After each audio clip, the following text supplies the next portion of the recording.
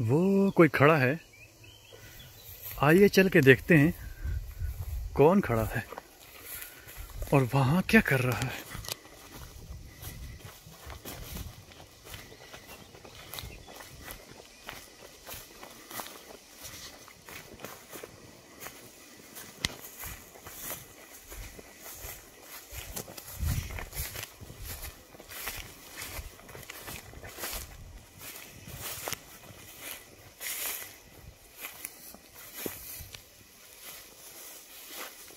जी अहमद भाई, आप यहाँ क्या कर रहे हैं? पहले तो ये बताएं कि आप यहाँ क्या कर रहे हैं? जी मैं तो ऊपर से देखा, मुझे आप नजर आया कोई, तो मैंने कहा चलें जाके देखता है कौन है। आपको कहा था आप उधर आराम करें। जी जी, आप यहाँ के लेने आए? मैंने आपको देखा, मैंने कहा कौन खड़ा है, जाके चेक करता हूँ। अच्छा, मैं ये बाग में आया था। जी जी, तो मैंने कहा चलें थोड़ा खा पी लें। तो ये पहले उधर चेरीज खा रहा था, फिर आलू बुखारा वगैरह खाए, सेब चेक किए, वो भी कच्चे हैं, नाशपाती भी कच्ची है। जी जी, इधर आया तो मैंने कहा ज़रा आलूचे ये पौधे के जो है ना वो काफ़ी ज़बरदस्त हैं। जी जी। और आप मेरे डंडे के?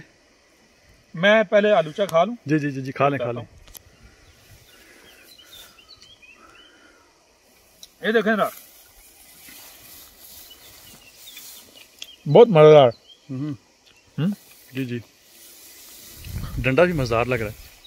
खा लूँ ये भी? जी जी, खा लें खा लें। ठीक है, बाकी बात कहीं बैठ के करते हैं। जी जी, बैठ जाते हैं। आ जाए, इधर बैठते हैं। यहाँ पर हिरन भी हैं। अच्छा, हाँ, अभी हो सकता है बाहर आ जाए। खरगोश भी हैं, वो भी रखे हुए हैं। जी जी, यहाँ बैठ जाते हैं। चलें उधर बैठ जाते हैं। जी जी जी, ये डंडे पे जरा रोशनी डालेंगे। डंडे पे जी जी, डालते हैं। आज रोशनी डालें या सूरज डालें? जी जी, जो दिल का दर्द डालें। आज पहली बार आपके हाथ में डंडा देखा है, इसके पीछे कोई ना कोई वजह तो होगी। हाँ, पहली बार देख रहा है, जाहिर है। बगैर वजह के हम कोई काम करते नहीं हैं। जी जी, एक मुहावरा है, लातों के भूत बातों से नहीं मानते। मतलब क्या? इसका मतलब ये है कि दुनिया में दो तरह के लोग हैं। एक वो हैं जिनका मुर्शद ज़बान, यानी उनको ज़बान से बताओ।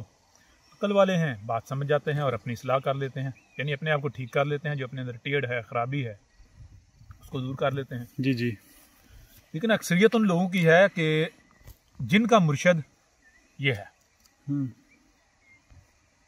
विगड़िया तिगड़िया दा डंडा पीर।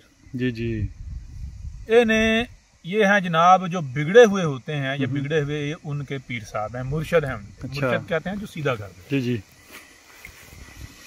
अब आपको ये बताया जाए ये क्यों पकड़ा हुआ है हमने। ये असल में सिंबॉलिकली पकड़ा हुआ है, एज ए सिंबल। जी जी, मकसद ये है कि ये बताया जा रहा है कि अब बात, मामला ज़बान से डंडे की तरफ शिफ्ट हो रहा है। इसको हम बताते हैं आपको कुरान से ही। जी जी, सूरह दुखान है। सूरह दुखान जब आप शुरू में देखें तो शुरू की जो आयात हैं उनमें 5 मराहल का जिक्र किया गया है। कितने मराहल का? 5 मराहिल का। 5 मराहल का। सबसे पहला मरहला आज से 14 सदी कबल मोहम्मद के ज़रिए खोल खोल कर वाज़ेह कर दिया गया कि जान लो ये जो आसमान और ज़मीन है इनको हमने गैसों से बनाया है, गैसों को मुंजमद किया है। तुम्हारा रब कौन है? बताया था कि तुम्हें सुनने के लिए कान, देखने के लिए आंखें, और जो सुनाई और दिखाई देता है उसे समझने के लिए अक्ल दी है। तुम इनका इस्तेमाल करो तो तुम पहुंच जाओगे, जान जाओगे कि तुम्हारा रब कौन है। ठीक है ना? जी बिल्कुल। पूरे कुरान को अगर आप उठाकर देखें तो आपको पता चलेगा, पूरे कुरान में बार बार ये बात की गई कि देखो हमने तुम्हें सुनने वाला, देखने वाला और समझने वाला तख्लीक किया है। आखिर क्यों सुनने वाला, देखने वाला और समझने वाला तख्लीक किया है? जाहिर सी बात है इसलिए ताकि तुम सुनो, देखो, जो सुनाई और दिखाई दे रहा है उसे समझो। जब तक समझना नहीं तब तक अमल नहीं करना। ठीक है? लेकिन लोगों का मामला क्या है ये आपके सामने है। बहरहाल जब आप अकल का इस्तेमाल करेंगे, गौर व फिक्र करेंगे, तो आपके ऊपर ये बात बिल्कुल खुलकर वाज़ेह हो जाएगी कि आपका खालिक, आपका मालिक, आपका क्रिएटर कौन है। यही कायनात। यही बात आज से 14 सदी कबल वाज़ेह कर दी गई थी और बता दिया गया था कि जान लो तुम्हारा खालिक व मालिक जो है वो सुभान है, वो अव्वर नहीं है, वो उसने फर्क नहीं किया, यानी उसने तुम्हें तख्लीक करके तुम्हारी ज़रूरियात क्या है उनको तख्लीक करना भूल नहीं गया था। तुम्हें उसने तख्लीक किया, तुम्हारी ज़रूरियात क्या हैं उसने वो तमाम की तमाम ज़रूरियात खलक कर दी और परफेक्ट खलक की। लिहाजा तुमने आसमानो ज़मीन में छेड़छाड़ नहीं करनी, तुमने शिरक नहीं करना, तुमने जो तुम्हारा रब है उसी को रब बनाना है, उसी की दी हुई ज़रूरियात को इस्तेमाल करना है। और रब क्या है? रब यही नेचर, ये कायनात। लिहाजा नेचर जो है, जो फितरत है, ये है असल दीन, इस पर तुमने कायम होना है। लेकिन साथ ये भी बता दिया गया था कि तुम इस पर कायम नहीं होगे, एक वक्त आएगा तुम इससे हट जाओगे। मोहम्मद के जरिए, डंडे के जरिए, इसी डंडे के जरिए फितरत के ऊपर कायम किया गया, नेचर के ऊपर कायम किया गया। लेकिन साथ ही ये बता दिया कि जो पैगाम है, जो मैसेज है, वो तुमने नहीं समझा, ना तुम समझना चाहते हो। लिहाजा जब तक डंडा तुम्हारे सर पर रहेगा तब तक तुम फितरत पर रहोगे, दीन पर कायम रहोगे। जैसे ही डंडा हटेगा तो तुम फिर वही करना शुरू कर दो। क्या करना शुरू कर दो? तुम अपनी ज़रूरियात के नाम पर, आसाइशों के नाम पर, सहूलतों के नाम पर, आसानियों के नाम पर आसमानों ज़मीन में छेड़छाड़ करना शुरू कर दो।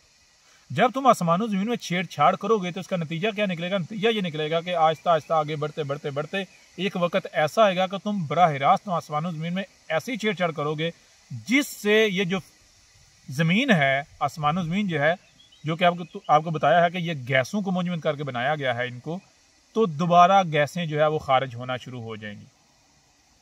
यानी इंसानों के, तुम्हारे अपने ही हाथों से किए हुए तरक्की के नाम पर मुफ्त अमाल के सबब गैसें खारिज होना शुरू हो जाएंगी।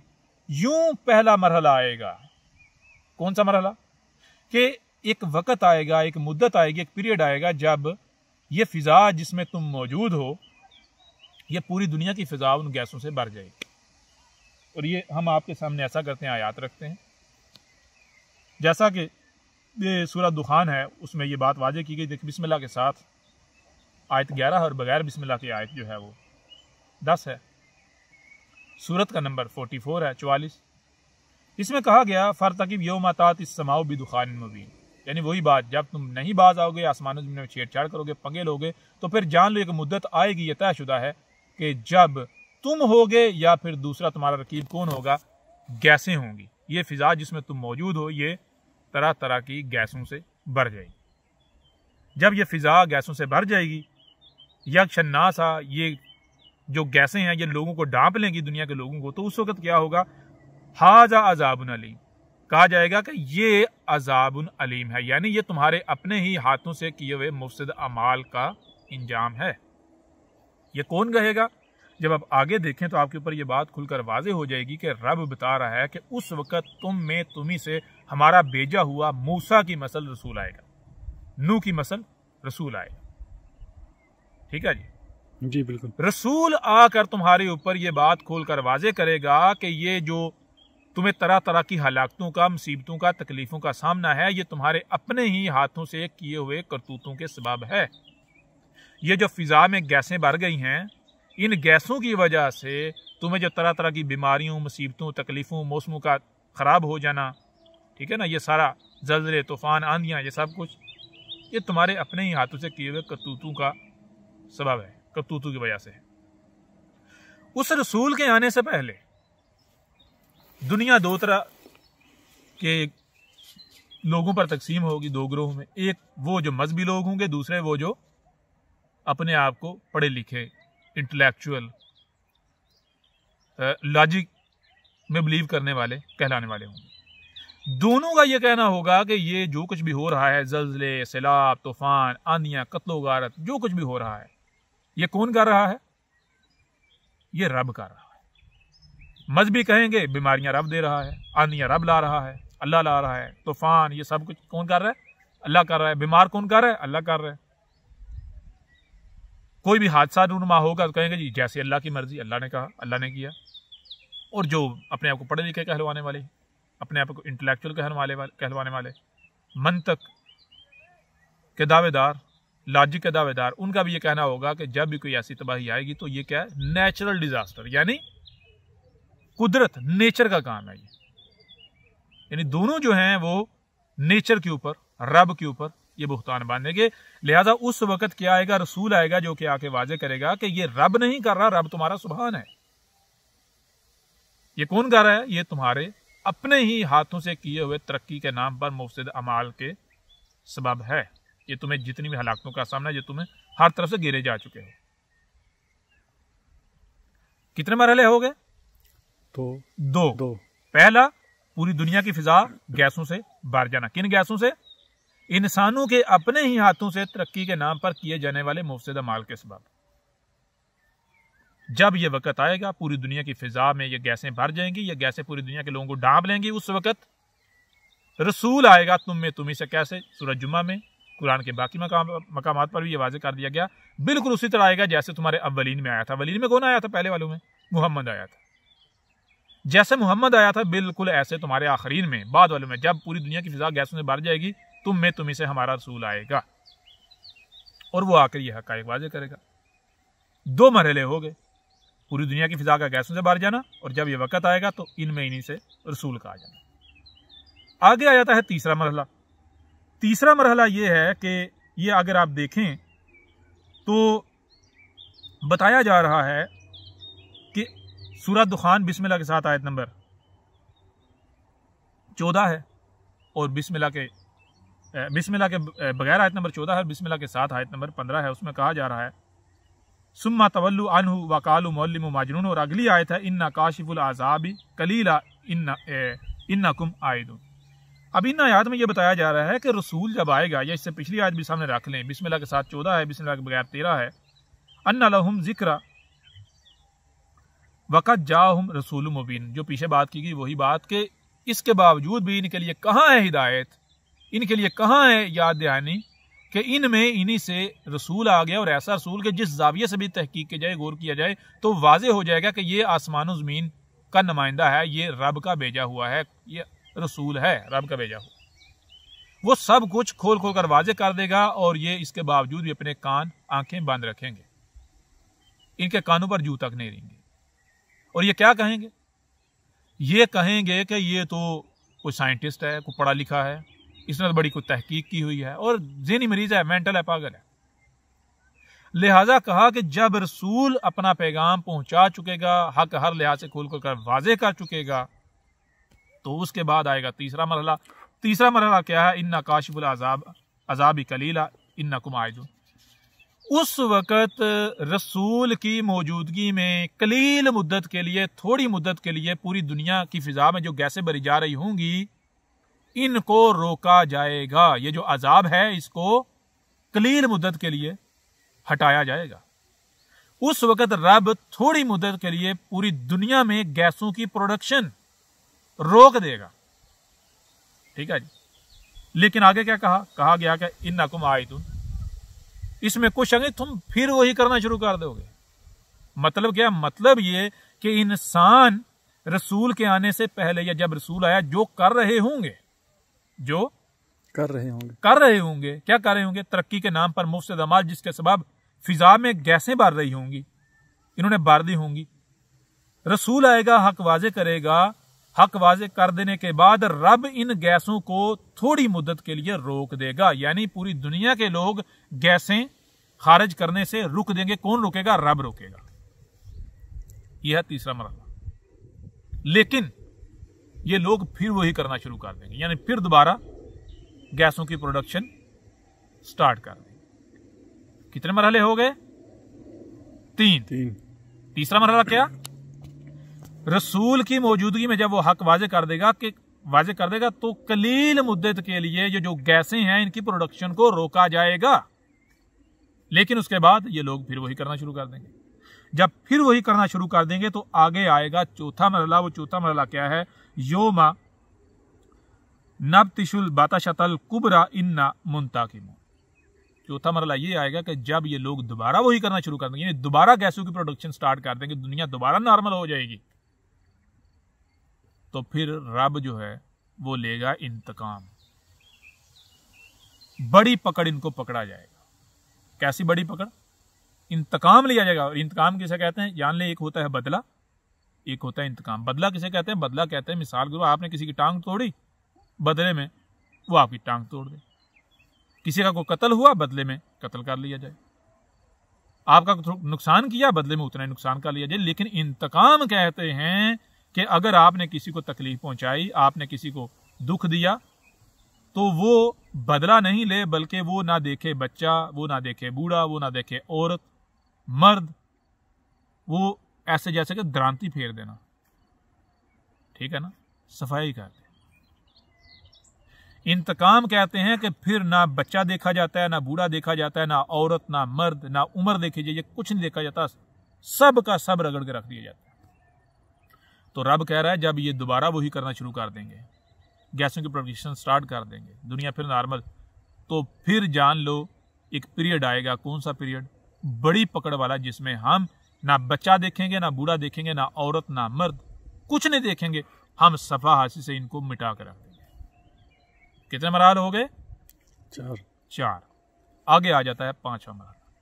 5वां मरहला क्या है? 5वां मरहला यह है, अगली आयत में वाज़ेह कर दिया कि वो जो रसूल होगा उसको और जो उसकी दावत को दिल से तस्लीम करने वाले होंगे, ना सिर्फ उनको बचा लिया जाएगा बल्कि बाद में जमीन का वारिस बनाया जाएगा, जमीन उनके हवाले की जाएगी। और जो मुजरिम होंगे, जो मुशरिक होंगे, उनको सफा हस्ती से मिटा दिया जाएगा। ठीक है जी। कितने मराहल हो गए? 5 मराहल हो गए। अब मैं आपसे सवाल करता हूं, क्या आप जानते हैं कि आज आप किस वक्त में मौजूद हैं? ये खुद गौर करें। सबसे पहली बात यह कि आप खुद गौर करें कि क्या आप ऐसे वक्त में मौजूद हैं जब इंसानों के अपने ही हाथों से किए हुए मुफसिद अमाल, जो कि तरक्की के नाम पर, उनके सबब फिजा में गैसें खारिज हुई। क्या फिजा गैसों से भर चुकी? जब आप गौर करेंगे तो आपको ऊपर बिल्कुल वाज़ेह हो जाएगा हाथ, जिससे फिजाई आलूदगी का नाम दिया जा रहा है, एयर पोल्यूशन। जी। तो आप उस वक्त में मौजूद हैं या नहीं? बिल्कुल। जब आप इस वक्त में मौजूद हैं तो आपके तो कान खड़े हो जाने चाहिए, रोंगटे खड़े हो जाने चाहिए, होने चाहिए या नहीं? जी बिल्कुल।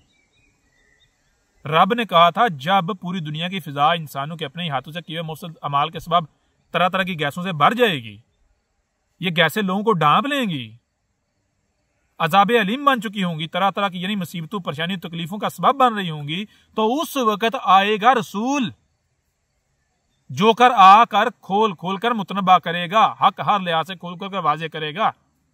रब का भेजा, रब क्या? ये कायनात का नुमाइंदा आएगा, आसमानों जमीन का, नेचर का नुमाइंदा आएगा और वो आकर मुतनबा करेगा। जब वो मुतनबा कर लेगा तो फिर उस वक्त उसकी मौजूदगी में हम यानी रब जो है वो क्या करेगा? वो इन गैसों की प्रोडक्शन को छोटी मुद्दत के लिए हटाएगा। ठीक है जी, थोड़े वक्त के लिए हटाएगा, रोकेगा इनकी प्रोडक्शन को। लेकिन ये लोग फिर वही करना शुरू कर देंगे। जब ये फिर वही करना शुरू कर देंगे तो फिर क्या करेगा रब? फिर इनको पकड़ेंगे, बड़ी पकड़, ऐसी पकड़ कि इनसे इंतकाम लिया जाएगा, यानी इनको गुज़श्ता हलाकशुदा क़ौम की मसल सफा हस्ती से मिटा दिया जाएगा। और जो हमारा रसूल है उसको और उसकी मानने वालों को ना सिर्फ बचाया जाएगा बल्कि बाद में जमीन का वारिस बना दिया जाएगा। अब मैं आपसे सवाल करता हूं, देखें आप ऐसे वक्त में मौजूद हैं या नहीं जब पूरी दुनिया की फिजा गैस से भर चुकी? तो क्या कोई ऐसी शख्सियत आई जिसने आकर कहा है ए लोगों मैं तुम्हारे रब का भेजा हुआ हूं? जी बिल्कुल। क्या आपके सामने नहीं बैठा हुआ? डॉक्यूमेंट्री में एक एक चीज वाजे नहीं कर दी? जी बिल्कुल। अल किताब में एक एक चीज वाजे नहीं कर दी? जिस तरह पैगाम पहुंचाया गया है, क्या उस तरह उसमें एक एक बात खोलकर वाजे नहीं कर दी? क्या दुनिया की कोई ताकत साबित कर सकती है कि यह अहमद ईसा कायनात का, नेचर का नुमाइंदा नहीं है? जी कोई नहीं कर सकता, कोई भी नहीं कर सकता। जब ये कायनात का, ये नेचर का, देखिए अहमद ईसा किसकी नुमाइंदगी कर रहा है? आसमानों जमीन के कायनात की नुमाइंदगी कर रहा है या नहीं कर रहा? जी बिल्कुल। अहमद ईसा ने क्या ये कहा कि लोगों में उस अल्लाह का भेजा हुआ जो तुम्हारे आबाउजदाद ने गढ़ा हुआ है, जो आसमानों पर तुम्हें चढ़ा के बैठाया हुआ है, या फिर मैं तुम्हारा रब क्या है, ये कायनात, ये नेचर, मैं नेचर का नुमाइंदा हूं, नेचर का भेजा हूं, नेचर का रसूल हूं, मैसेंजर ऑफ मदर नेचर। और फिर अहमद ईसा ने खोल खोल कर मुतनबा कर दिया या नहीं? कर दिया ना। जी बिल्कुल। तो जब ये हो गया तो आगे क्या रब ने बताया कि जान लो रसूल के सच्चे होने की पहचान क्या? पहचान ये है कि उसकी मौजूदगी में जब वो ये पैगाम पहुंचा चुका है, खोल खोल कर मुतनबा कर चुकेगा, तो हम क्या करेंगे? हम ये जो गैसों की प्रोडक्शन है कलील मुद्दत के लिए रोकेंगे। इतना बड़ा इवेंट, इतना बड़ा इवेंट दहला के रख देने वाला ये होना था। क्या आप जानते हैं ये इवेंट हो चुका और आपको पता भी नहीं चला? जी जी बिल्कुल। दुनिया क्या देख रही? कोरोना आया, कोरोना आया, चलो ठीक है जी, मान लिया कोरोना आया। क्या इस कोरोना के सबब, बज़ाहिर कोरोना है, इसके सबब पूरी दुनिया लॉकडाउन हुई या नहीं हुई? बिल्कुल हुई। पूरी दुनिया में गैसों की प्रोडक्शन को रोका गया या नहीं रोका गया? बिल्कुल। पूरी की पूरी दुनिया का जो मीडिया है, क्या उन्होंने क्लेम नहीं किया कि कोरोना से सबसे ज्यादा अगर फायदा हुआ तो किसका हुआ है? नेचर का। नेचर वापस आ रही। क्या पूरी की पूरी दुनिया का मीडिया ये खुद गवाही नहीं दे रहा कि अगर थोड़ा सा गौर किया जाए तो पता चलता है कि कोरोना जो है क्या है? ये नेचर की वार्निंग है, ये नेचर की प्लानिंग है। जी इसे हम एक दूसरे पहलू से आपके सामने रख देते हैं। मिसाल के तौर पर आप जाने आपका रब क्या है, आपका रब काम कैसे करता है। उसके लिए आप ऐसा करें, किसी ऐसी तखलीक को सामने रखें कि जिसके बारे में आपको यकीन है कि ये रब की तखलीक है और कोई भी ये क्लेम नहीं कर सकता कि इसमें हमने हिस्सा डाला या इसको हमने तखलीक किया। तो आप इस जमीन को ले लें, जमीन के आगे सूरज को ले लें, चांद को ले लें। क्या इनके बारे में दुनिया की कोई ताकत क्लेम कर सकती है कि हमने तखलीक किया, हमने हिस्सा डाला? कोई इंसान कह सकता? नहीं कह सकता। तो जरा देखें इस जमीन को, अगर आप जाहिर देखें तो बाहर आपको नजर आती है चपटी, बाजार नजर आती है स्टैटिक, फ्लैट नजर आती है, ठहरी हुई साकत नजर आती है। लेकिन क्या हकीकत यह है? जाहिर आप देखें तो आपको क्या नजर आता है? आपको नजर आता है सूरज इस तरह सफर कर रहा है कमान की मानंद। सूरज निकलता है, तुलू होता है, कमान की मानंद सफर करता है और डूब जाता है, गुरूब हो जाता है, सारी रात छुपा रहता है। क्या हकीकत यही है?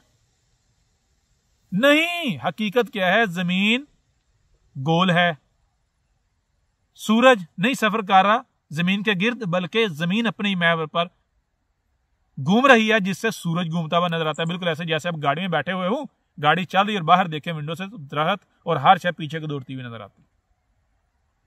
इससे आपके सामने क्या आता है? इससे आपके सामने यह आता है कि आपका जो रब है वो जो भी काम करता है दो पहलू से करता है। एक उसका जाहिर होता है, दूसरा बातिन। जाहिर और बातिन बिल्कुल ऐसे होता है जैसे कि एक दूसरे की जिद है, 180 डिग्री उल्ट। जाहिर कुछ नजर आ रहा है, बातिन कुछ और है, हकीकत कुछ और है। बिल्कुल इसी तरह अगर आप जाहिर देखेंगे तो ये क्या है? ये कोरोना, ये एक वबा आई। क्या है? वबा। कोरोना है, ये वबा आई। लेकिन जब बातिन देखेंगे तो आप देखें इस कोरोना से फायदा किसका हुआ? जी जी जी, नेचर का। नेचर रिवर्स हो रही, नेचर वापस आई। तो ये किसकी मंसूबाबंदी हुई? नेचर की। क्या इस कोरोना से पूरी की पूरी दुनिया लॉकडाउन पर नहीं गई? क्या कोरोना से पूरी दुनिया में जो गैसों की प्रोडक्शन है वो नहीं रुकी? ट्रांसपोर्ट बंद, कारखाने फैक्ट्रियां बंद। जी जी बिल्कुल। तो ये किसने किया? इतना बड़ा इवेंट हो गया और आगे क्या कहा? इसके बाद ये फिर वही करना शुरू कर देंगे। कलीद मुद्दत के लिए, छोटी मुद्दत के लिए, छोटे पीरियड के लिए गैसों को रोका जाएगा। आज आपने अपनी आंखों से देख नहीं लिया ये इवेंट? जी जी बिल्कुल। तो क्या अहमद ईसा भी कज़ाब है? बिल्कुल नहीं। ये सच्चे मसीह मौद के वक्त होना था, सच्चे रसूल के वक्त होना था। और आज आपने अपनी आंखों से देख लिया या नहीं देख लिया? और आगे कहा तुम लोग फिर वही करना शुरू कर दोगे। और मुझे ये बताएं, जब कोरोना स्टार्ट हुआ उस वक्त हमने कोरोना के ऊपर वीडियो जो है वो अपलोड की। उसमें क्या कहा था हमने? उसमें हमने बताया था कि कोरोना कैसे आगे बढ़ेगा, उससे क्या होगा, दुनिया लॉकडाउन पर जाएगी। अभी क्या उस वक्त पूरी दुनिया लॉकडाउन पर गई थी? जी बिल्कुल नहीं। जी नहीं गई थी। अभी तो चंद हजार केसेस थे। उस वक्त हमने कहा था कि यह कोरोना बढ़ेगा। इसकी हकीकत क्या वो वाज़ेह की थी, कहा था दुनिया पूरी लॉकडाउन पर जाएगी, पूरी दुनिया से गैसों की प्रोडक्शन रुकेगी, लेकिन उसके बाद दुनिया फिर दोबारा नॉर्मल होना शुरू हो जाएगी। तो क्या आज खुद अपनी आंखों से नहीं देख रहे कि लॉकडाउन खत्म और दुनिया दोबारा वापस आना शुरू हो गई? जी बिल्कुल। इतना बड़ा इवेंट आपकी मौजूदगी में आपकी आंखों के सामने हो गया और आपको पता ही नहीं। जी जी जी। अभी ये जो सामने बैठा हुआ ये कज़ाब है? बिल्कुल नहीं। तो इसके बाद क्या होना है? इसके बाद ये नजर आ रहा है, ये नजर आ रहा है ना? जी जी। ये है अब मामला ज़बान से इधर शिफ्ट हो रहा है। समझ आ रही है नहीं आ रही? ये वो डंडा है जो फिरने जा रहा है। ए मुलाटो तैयारियां कर लो, ए मुजरिमो या युहल मुजरिमून तैयारियां कर लो, तैयारियां पकड़ लो, ये डंडा चलने वाला है अब रब का। ठीक है जी? जी जी। अब रब इंतकाम लेने जा रहा है और जो रब का भेजा हुआ है उसे ये जो आपके सामने बैठा हुआ है और जो इसकी दावत को तस्लीम कर रहे हैं, कैसे? अंधों की तरह नहीं। रब ने कान, आंखें और अक्ल भी दी है, दिल भी दिए हैं। दिल में वो सलाहियत रखी है कि जो आपके जैसे मोबाइल में है कि इंटरनेट के साथ कनेक्ट हो जाता है। दिल में ये सलाहियत है, दिल रब के साथ कनेक्ट हो जाता है, कायनात के साथ। फिर दिल के जरिए आप वो देखते हैं जो इन कानों से, इन आंखों से नहीं देख सकते। ठीक है ना? तो जो इन सलाहियतों का इस्तेमाल कर रहे हैं, अहमद ईसा की दावत को सुनकर इस सलाहियतों का इस्तेमाल कर जो उनके ऊपर वाज़ेह हो गया कि ये हक है और दिलो जान से तस्लीम कर रहे हैं, तो उनको ना सिर्फ बचाया जाएगा बिल्कुल उसी तरह जैसे पहले जो रसूल आए थे उनको बचाया गया और उनकी मानने वालों को बचाया गया। ना सिर्फ आज अहमद ईसा और इसके मानने वालों को बचाया जाने लगा है, बल्कि जो मुशरिकीन है, जो मुजरिमीन है, जो ना मानने वाले हैं, उनको डंडे से सीधा किए जाने लगा है, इंतकाम लिया जाने लगा है, इनको सफा हसी से मिटाया जाने लगा है। ठीक है जी? और इसके बाद क्या होने जा रहा है? इसके बाद फिर जमीन का वारिस रब का भेजा हुआ और जिसकी मानने वाले हैं, इनको बनाया जाएगा और कहा जाएगा ये थी वो जन्नतें जिनका तुमसे वादा किया जा रहा था। मौज करो, जमीन को जन्नत बनाओ, बागात में कन्वर्ट करो, अय्याशियां करो, ना फिक्र ना फाका ते ऐश करे काका। तो अब मुझे लगता है, उम्मीद है आपको समझ आ गई होगी कि ये जो मुर्शद शरीफ हैं ये क्यों पकड़े हुए हैं हमने। जी जी बिल्कुल समझ आ गई। आ गई समझ या नहीं आई? आ गई 100% जी आ गई। तो अब मुझे ये बताएं कि आलूचे खाने हैं, कोई सेब, कोई नाशपाती, कोई चेरी और बेरीज वगैरह हैं? जी जी आलूचे खाएंगे। वैसे तो अंधेरा, वो देखें चंदा मामू शरीफ भी आ गए हैं। बिल्कुल जी, देख लिए चंदा मामू भी। जी जी। चलो अहमद ईसा उठ पे। डंडा शरीफ जी जी जी। डंडा शरीफ, बात आ रही है डंडे शरीफ की तरफ। बिल्कुल। तैयारियां पकड़ लो। यहाँ एक छोटी सी बात आपको और बताते चलें। जी जी। सूरा काफ है, चले घूमते फिरते हैं साथ। जी बिल्कुल। उधर आए, वो पौधा है उसके ऊपर अच्छे अच्छे आलूचे हैं। हाँ जी। आलूचे तो नहीं रहे, अब तो आलू बुखारे बन के पक गए, वो साथ खाते हैं। सूरा काफ है, उसके अंदर बताया गया कि ए लोगों जान लो, हमने एक मुद्दत, एक पीरियड तय कर दिया। कौन सा पीरियड है? वो पीरियड है मनादी करने का। अच्छा। एक मनादी करने वाला आएगा, वो मनादी करेगा, आवाज लगाएगा, और जो आवाज वो लगाएगा उस आवाज को कहा गया सीहतन, यानी वो चीख रहा होगा। ठीक है ना? जी जी। तो जब भी तुम्हारी जिंदगी में ऐसा वक्त आए तो कान खड़े कर लो। लेकिन साथ ये भी बता दिया कि जान लो उससे पहले भी आएंगे इस चीज के दावेदार, उससे पहले भी आएंगे इस चीज के दावेदार। लेकिन वो क्या होंगे? वो कज़ाब होंगे। इधर आ जाएं, ये दिखाएं जरा, ये ऊपर अगर अंधेरा है नजर आ जाए तो। जी जी नजर आ रहे हैं, आ रहे हैं नजर, बिल्कुल आ रहे हैं। तो इस डंडे शरीफ से हम ये काम भी ले सकते हैं। हाँ, ये भी, ये थोड़ा नीचे करते हैं, ये लें, हम आपको भी देखते हैं। ये देखें, ये जरा खाएं, ये देखें, चेक करें जरा आप। तो हम ये खाते हैं, क्या जी? बताएं जरा, मजा आया? यमी। बात वहीं रह गई। सीहतन वाहिदतन, सीहतन वाहिदतन नहीं, सीहतन। और भी आएंगे, लेकिन वो सारे के सारे कज़ाब होंगे। क्यों? क्योंकि उनकी मौजूदगी में वो सब कुछ नहीं होगा जो कुछ होना है। सच्चे की मौजूदगी में क्या होगा? अभी आपको ये इवेंट होगा, इसके अलावा सच्चा जो असाद का इल्म होगा वो तब आएगा जब पूरी दुनिया में दजाल जो है दंदराता फिर रहा होगा। दावतुल अर्द, पूरी दुनिया दंदराता फिर होगा, गैसें पूरी दुनिया की फिजा में बढ़ चुकी होंगी, और सच्चा जो है उसकी मौजूदगी में ना सिर्फ अजाब दिया जाएगा, मुजरिमीन को सफासी से मिटाया जाएगा, बल्कि जो मोमिन है और जो रब का भेजा है उनको बचाया जाएगा, ज़मीन का वारिस बनाया जाएगा। तो बहरहाल इससे पहले जितने भी आए, आप देखते हैं कि उनकी मौजूदगी में तो ऐसा कुछ हुआ नहीं, और आज आप देखेंगे तो आपकी आंखें जो है वो खुली की खुली रह जाएंगी। ये सब कुछ हो चुका है। तो कहा जब ये आवाज आए और तुम्हें पता ये सीहतन बिल हक है, यानी वो चीख रहा है, जो चिल्ला रहा है, तुम्हारे ऊपर हक खोल खोल कर वाजे कर रहा है, वो जो आवाज है जब तुम्हारे ऊपर वाजे हो जाएगा, ये बिल हक है, हक की आवाज है। ये इसका चीखना, इसका चलाना सही है, वाकईतन बिल हक है, तो फिर जान लो वो क्या होगा, वो यौमुल खरूज होगा। यौमुल खरूज मतलब बताया था इससे 14 सदी कबल का, जान लो एक वक्त आएगा जब हम दुनिया के लोगों को, मुजरिमीन को, मुशरिकीन को बिल्कुल उसी तरह सफासी से मिटाएंगे, निशान इबरत बनाएंगे, जैसे इससे पहले हम 6 कौमों को सफासी से मिटा चुके हैं, निशान इबरत बना चुके हैं, जैसे कौम नूह, कौम आद, कौम समूद, कौम शुएब, कौम लूत, आले फिरौन वगैरह। ठीक है ना? जी जी। तो वो जो आएगा, जो चीख रहा होगा, वो तुम्हें निकालने के लिए किया जा रहा होगा।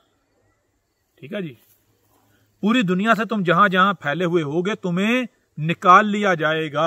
जो जो उसकी बात को सुन के उसकी तरफ लपकेंगे, निकाल लिया जाएगा, तुम्हें निकाल लिया जाएगा। तो पीछे से दुनिया वालों को, मुजरिमीन को निशानी इबरत बना दिया जाएगा। कैसे? अलकारिया से, यानी एटमी जंग से। ठीक है जी?